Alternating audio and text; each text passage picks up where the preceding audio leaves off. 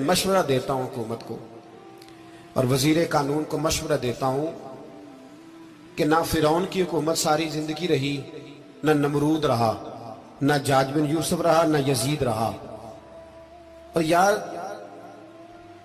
درباری بن کے حکمرانوں کی چاپلوسی کرتے کرتے تم یہاں تک آ گئے ہو کہ اب نبی پاک کی عزت کو ہاتھ ڈالنا شروع کر دیا ہے۔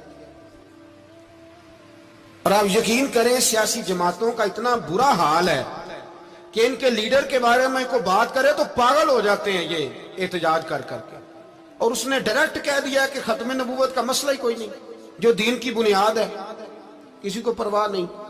مجھے تو ان لوگوں کی فکر ہو رہی ہے جن لوگوں نے انہیں ووٹ دیے ہیں، وہ اللہ کو کیا جواب دیں گے۔ اور یہ اللہ ماشاءاللہ ساری سیاسی جماعتیں اس طرح کی۔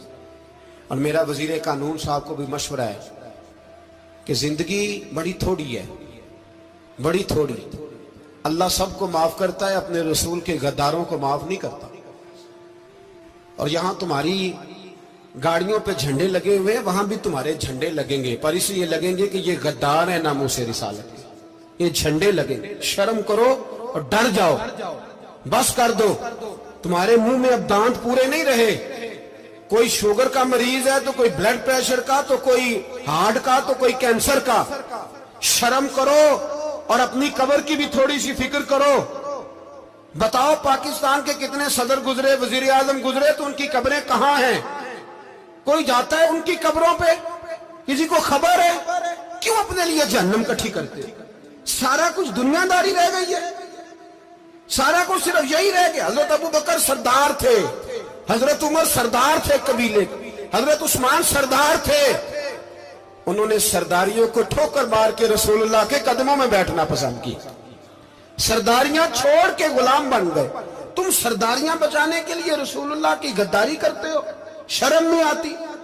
اور کام شکوہ ہے مجھے ان لوگوں سے جو مولوی تو کہہ دیتے ہیں تو سیاست نکار، اور کسی سیاستدان کو منع نہیں کرتے کہ جب تجھے سورت فاتحہ بھی نہیں آتی تو تجھے کس نے اجازت دیا اتنی بڑی بات؟ اور میں نے پچھلے سے پچھلے جمعے بھی کہا تھا، پھر کہتا ہوں اور آن دی ریکارڈ کہتا ہوں، مرزائی کل بھی کافر تھے، آج بھی کافر، اور قیامت تک، اور جو ان کے کفر میں شک کرے وہ بھی، اور پکا بے ایمان ہے، کافر ہے۔ وہ وزیر قانون ہو یا صوبائی ہو یا وفاقی ہو، من شک فی کفر ہی فقط کفر، جو مرزائی کے کفر میں شک کرے وہ بھی کافر ہے۔ ہمارے رسول آخری رسول ہے، ہم کسی کو یہ اجازت نہیں دیں گے کہ وہ ختم نبوت میں رکھڑا ڈالنے کی کوشش کرے، ہم کسی کو یہ اجازت ہے۔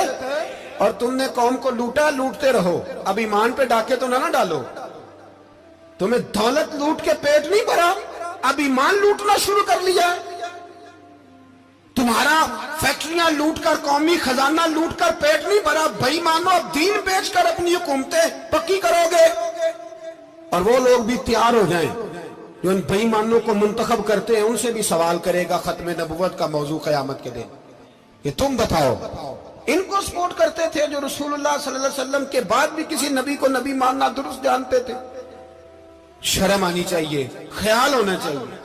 اور میں نے کہا کہ ہمارا دل نہیں چاہتا، آپ یقین کریں، ہمیں شوق ہے جلوس نکالنے کا، تمہارے خلاف باتیں کرنے کا۔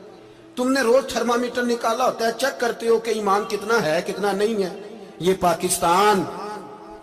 پاکستان اگر صوبہ سندھ ہے تو وہ حضرت عبداللہ شاہ غازی کا ہے، اگر بلوچستان ہے تو حضرت بابا عبد الرحمان کا ہے، اور اگر پشاور ہے تو وہ صوفیاء کا ہے، اور اگر یہ دھرتی پنجاب ہے تو یہ داتا علی اجویری کی ہے، یہ بابا فرید الدین کی ہے۔